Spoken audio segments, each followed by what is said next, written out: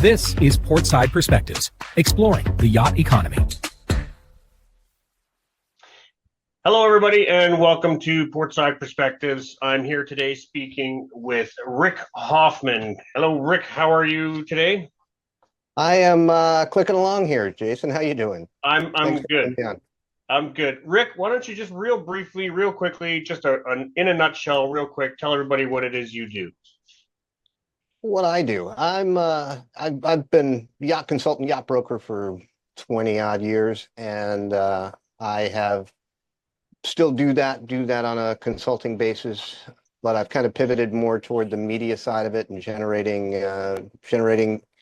video walkthroughs, which primarily show up on our channel on Yacht Lens, and they help brokers and owners from all around the country, all around the world. We've done videos all around the world, basically showcase their yacht in a more detailed fashion. So they're detailed walkthroughs. Some videos can be 35 to 45 minutes where we go in depth into the systems and into the space and into the build quality and all of that great stuff. Right. Yeah, yeah. But you are a broker as well, and you're still doing that as well, right? Yes. Okay. Tell me, how did you even get to where you are now? Like, how did you get to become a broker, and then how did it transition into this kind of a media business that you're trying to get started here? Like, where did you start? Where did you come from, and how did you get to here? Well, I grew up around the water. I grew up in South Florida. I always was on boats, generally boats from 30 to, actually 20 to 30 feet. And just had a love for the water, a love for for boats, and a love for, the whole nautical lifestyle. But that led me to also want to live in the mountains. So moved to Colorado for a period of time as a younger guy, and realized that I just couldn't be away from the water. And then discovered the Pacific Northwest, which kind of had it all. Had the mountains, had the snow, had change of seasons, but had water all around. You could spend the rest of your life in this area and not do all there is to do on the water. So that brought me here, and that led me into the brokerage business. I've been in sales pretty much all my life, so it led me into brokerage, and been doing that, as I said, for about 20 odd years. But also love the idea of creation, content creation. So I was looking to pivot to YouTube and do something with YouTube around the yacht business, and looked at some of the traditional models and that most brokers use, which are 3 to 5 minute videos set to music and walkthrough, that get a few hundred views or maybe a couple of thousand views. And worked with a couple of different ideas, but about 2.5 years ago, I put together a very in-depth walkthrough for a client of mine on a boat that very unique boat that he was taking out for the summer, going to Alaska. And I wanted to be able to show that boat off to people who inquired about it while he was gone. So we did a very detailed walkthrough together, and that video kind of exploded. I think at this point it's got like 700,000 views. And I went, well, okay, that makes a lot of sense if that's what people want to see, and that is detailed walkthroughs. Well, we can do that. I can get on any boat that I want to get on, and I can help showcase other brokers as well. That's one of the things that we do. I've found that regardless of how much expertise a broker may have, nobody knows that boat, a particular boat, better than A, the owner, or B, the builder, or C, the listing broker. So we have a mix of owner walkthroughs and builder walkthroughs and listing agent walkthroughs, where we go in depth and go through the boat together. Cool. Yeah, it's interesting that a longer form video like that would hook more people. But I mean, it does make sense. I mean, kind of live in this age of everybody wants their attention span seems so short. The short form video seems to be the ones that tend to go viral. But it's interesting that in this little world that you've kind of developed here, that the longer form is showing more interest. But if you stop and think about it, it does make sense that someone is interested in buying a vessel, they're going to want to know all the little nooks and crannies and all the little details that, Absolutely. right? Yeah. And it's, it's amazing. I mean, clearly 700,000 views on a video, we're averaging about 500,000 views a month on the channel. Wow. It, they're not all buyers, there are a lot of those are dreamers. A lot of those are people that are just thinking about getting their feet wet. But the idea is to make it detailed yet not overwhelming and entertaining at the same time. I was going to So say it's somewhat entertaining. It's not just a bland, um, this is the boat yeah, walkthrough. You must have some sort of entertainment value to it if you're getting that many views for sure. that's the idea. So, Hopefully, yeah. so how do you incorporate that bit of entertainment into a walkthrough like that? I think it's just having a normal, casual conversation, try to just have a conversation as if the person watching the video was walking through with the owner, the builder, the broker, and having that casual conversation, a little banter, a little humor, and making it entertaining. Right. So can you kind of, I know we talked about this before, and kind of share with everybody your position on it. I was trying to figure out, were people paying you to come do these videos? You would kind of lean more towards not so much in that it's not like that. But can you kind of describe that? Like, do you want people to call you up and hire you to come do these videos? Is that not what you're looking for? Because people are going to see this and they're going to say, "Hey, I want to hire this guy." But if that's not what you're doing, I want you to just kind of be clear about that to people. And if it is, be clear about that too. I know we did kind of Sure. talk about it. I just want you to be really clear about what it is you're trying to accomplish and what you want from this. We are working with brands, kind of on a sponsored level at this point. Just started doing that. Where maybe we create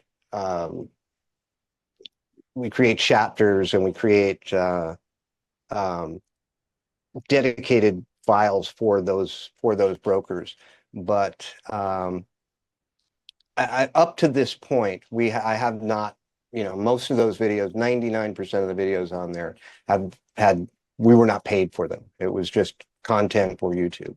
Right. You But was at as your things, cost actually to go and create that content. yeah, and we've been traveling. I mean, we were at cons last year. We were at the Southampton Boat Show, Fort Lauderdale Boat Show the last several years. So, a lot of travel, a lot of expense, but doing it mainly for the content for the channel. Right. But at this point, as I said, we are pivoting a little bit to, a different type of model because we're getting a fair amount of interest and I just don't have the time and resources to give it all away for free. Well, and that's fair. I mean, I'm sure it takes a lot of time and effort to not only film the content, but then to edit it and make it all look nice and then get it out onto YouTube and all of that. Um, but you had told me that I mean you are doing it. YouTube is monetized this because it's grown so big within the viewership, correct? Yes, yeah. So there is ad revenue and different opportunities that come from just having the content up there and getting the views. Right. And so I guess to kind of finish off that question, is that the direction you ultimately want to go with this? To have other people hire you to come do these videos? I mean, you still get to create the content, get the YouTube content and the monetization from YouTube, but actually have someone else pay you and cover your costs and do all of that as a business. Is that the direction you want it to go, or not really? Can you kind of clarify that? Well, we're working on a couple of different models, maybe a different channel, that kind of thing. But yeah, ultimately, certainly would, if we're going to travel, would like to be paid for the time and for the travel. Mhm. So I don't want it to skew kind of the independence of Yacht Lens. I want it to be honest walkthrough, honest reviews, honest opinions. Right. So I And don't want, that's what we were talking about. You reminded me now. This is what we were talking about before. You want to be an unbiased right, a filter resource. for people and a resource for people to have a true and honest view and opinions of what a certain vessel is or is not. And as a broker or as someone who's trying to highlight this vessel for sale, you're going to kind of lean naturally towards all the positive things and maybe leave out some potential negatives. And I do remember that conversation now, and maybe you can kind of expand on that a little bit. Oh, it's just that,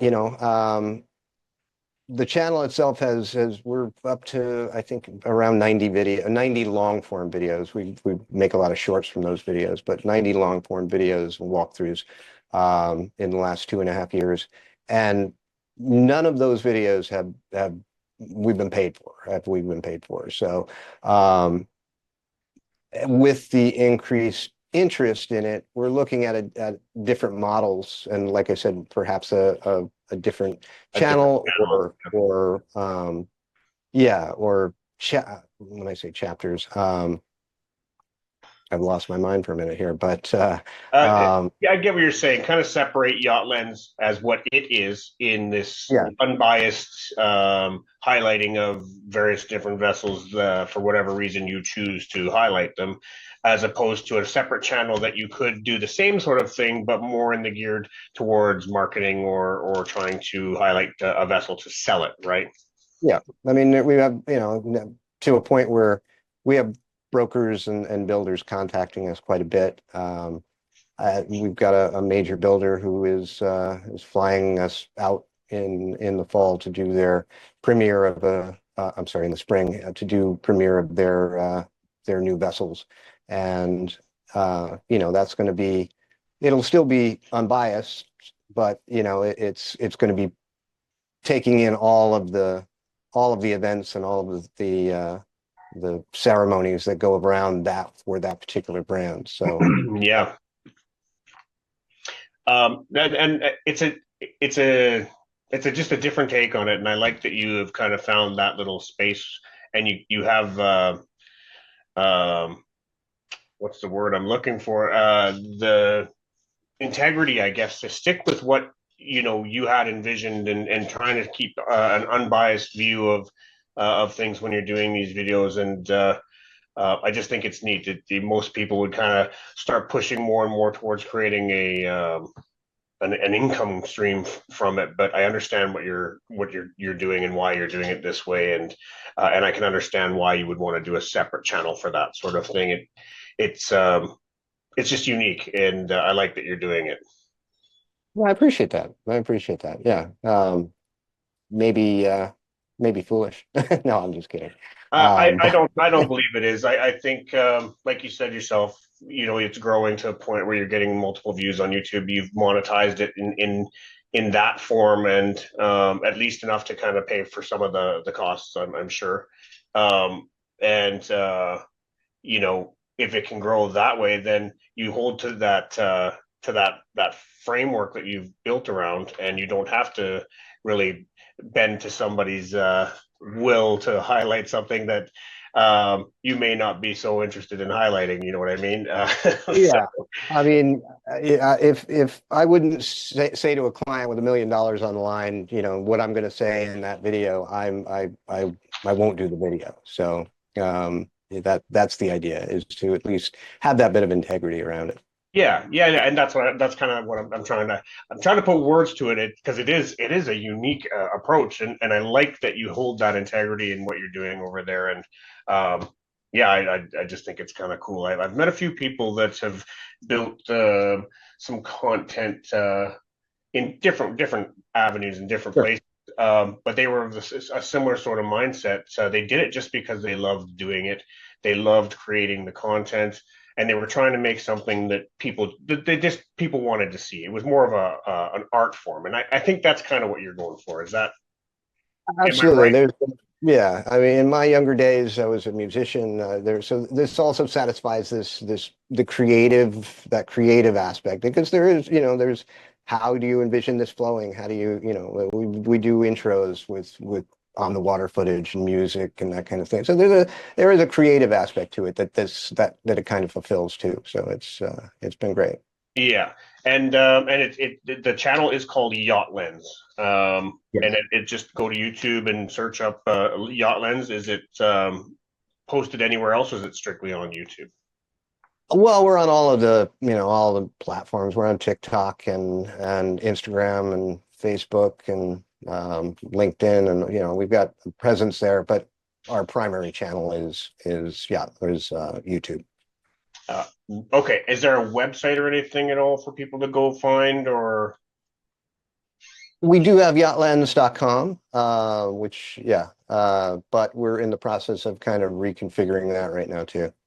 Oh, okay, cool. Um, what's your next? Do you have a project on the horizon here, real close, that you're moving on to next? Well, we're always working on, I'm working on a brand new Ocean Alexander video that'll be out next week. As I said, we're going to a major event here in February overseas. We are going to be at the Seattle Boat Show for the beginning of February. Be at Palm Beach Boat Show. I mean, there's always a lot going on. So how do you? So obviously we talked about this. It's not like you're doing this to make money off of other people to do this. So when you go to find your next project, is it you seeking it out and say, I want to go do this yacht over here or this boat over here? Do people contact you? I mean, it's just because of the what you're doing. How do you even get involved with the vessels that you're filming? For the most part, they're vessels that I've researched that I think are worthy of they're unique vessels. I mean, our tagline is distinctive yachts explored frame by frame.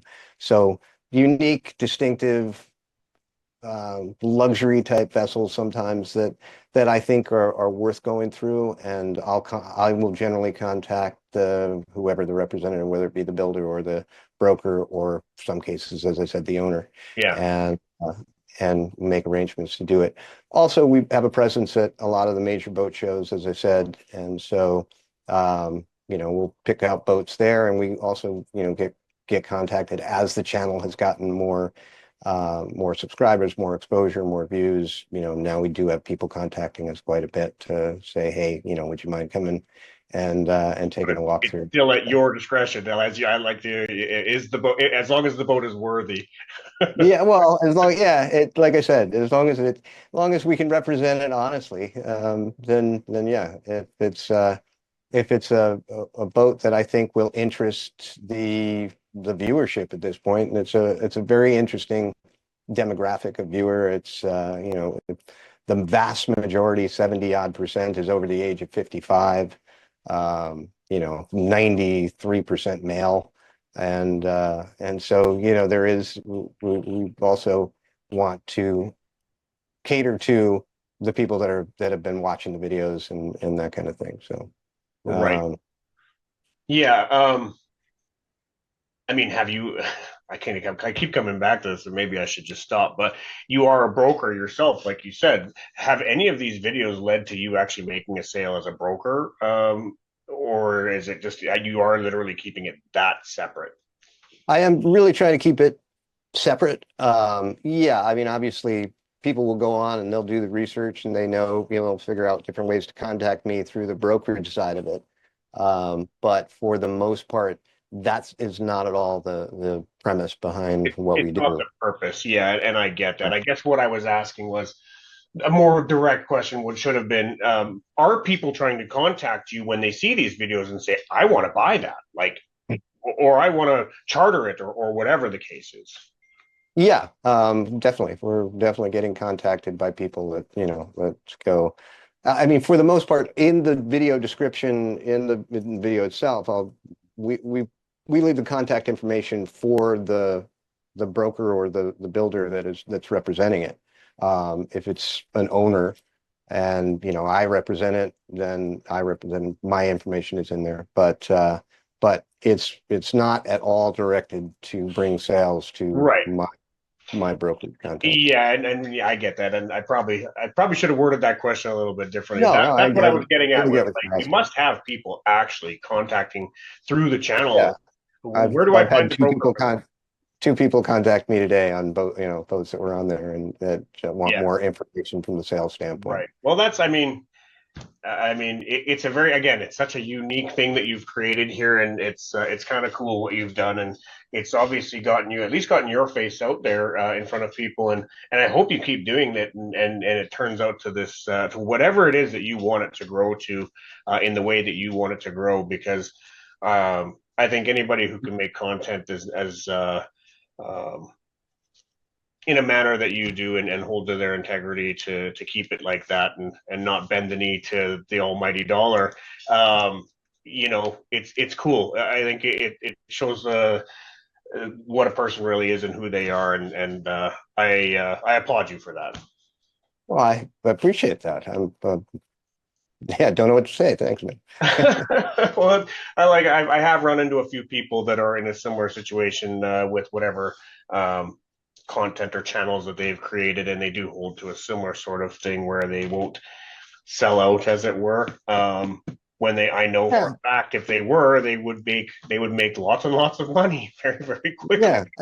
And it's not a question of selling out. It's just that's what's gotten us here, and that's Yeah, I want to keep that. But at the same time, on the other side of it, never adverse to to making money and being yeah. uh adverse for the amount of effort that we put in. So But I haven't had a chance to actually go through your YouTube channel. I've watched a couple. Is it mainly? Do you do videos for all kinds of different vessels of sizes and shapes? yes, for the most part, yeah, I've tried to represent all different types of vessels. As I said, vessels that I find unique, vessels that I think are worthy. However, I will say the demographic of what we've found, certainly in the last 12 months since the beginning of the year, is that the current audience is, and when I say current, it's ever growing, um, is very skewed toward trawlers, to larger vessels, long range vessels. And sometimes some of the smaller vessels don't perform as well from a view standpoint. So uh, Everybody being likes a big, sexy boat. I get it. I understand. yeah, it's not even the sexy boats. It's even kind of the work boats, the boats that do the job, the boats that are seaworthy. And being in the Pacific Northwest, we've got some nautical waters up here, Yeah. that change quite a bit. So I think the base started from that, from the local area here, and some of the just Nordhavens and North Pacifics, and those are the ones that really really perform extremely well. Right. Ocean Alexander, those type of boats. Rick, I know you gotta kind of move on here, so we can't take this too much longer here. I just want to say thank you for coming and spending some time with me. I typically Appreciate end it. things with a bit of a fun question for everybody that comes on here. It's a bit of a two-parter. Answer it how you choose. It's Is there a location that you have sailed to or motored to that you just find amazing, and it really sticks out in your mind, and it kind of holds a place in your heart? And is there a vessel that you've been on or sailed on or maybe even filmed that, either kind of holds a place in your heart and your memories, or it just was something that was just so mind-blowing and amazing, it's something you'll remember for the rest of your life? So I'll let you answer that however you choose.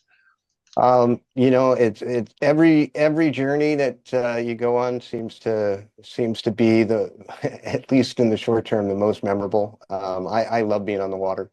So, I've traveled to some places here in the Pacific Northwest. I know you're in Canada. I love Victoria.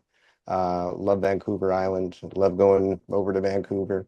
Some of the, places around the world that have stood out is south of France, the Mediterranean. That's it's hard to compare anything to that. But as I said, also grew up in Florida, traveled through the Caribbean, the Bahamas down to over to Curacao.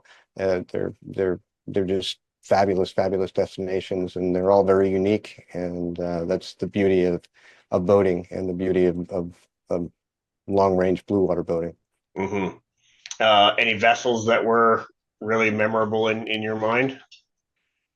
They're obvious. I'm a big fan of Nordhaven. I'm also a big fan. There's a local company here, North Pacific Yachts. They're actually out of Canada.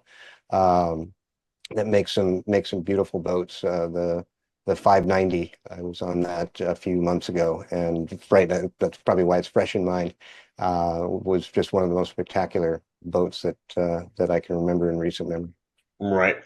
That's cool. I appreciate you sharing that and sharing everything with me here today. I really do. I want you to know I do appreciate your time and taking the time to come spend with me and have a quick conversation. And hopefully people will see this and maybe bring some yachts to you that might actually be worthy of your skills and your videos. And I wish you all the best. I hope your channel grows to as big as you can make it and keep doing what you're doing. I hope it all works out for you in the best way possible. Well, likewise to you as well. I like what you're doing, Jason. I think there's definitely a place for this type of format within the yacht business, and you've got a real diverse membership or real diverse group of people that you've had on the podcast. So yeah, it kind of started with brokers initially. And then I just very quickly realized there are so many more people that are connected to this world of yachts and doing so many different things. And then the more people I talk to and the more people I meet, that expands even further and further. And I was grateful to meet someone like yourself doing something as unique as you are. So once again, thank you so much for coming on, and maybe we'll have you back on here sometime in the future. All right. Look forward to it. Thanks again, and all the best. Take care.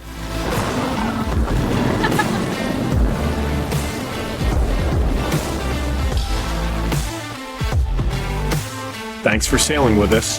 This has been Portside Perspectives.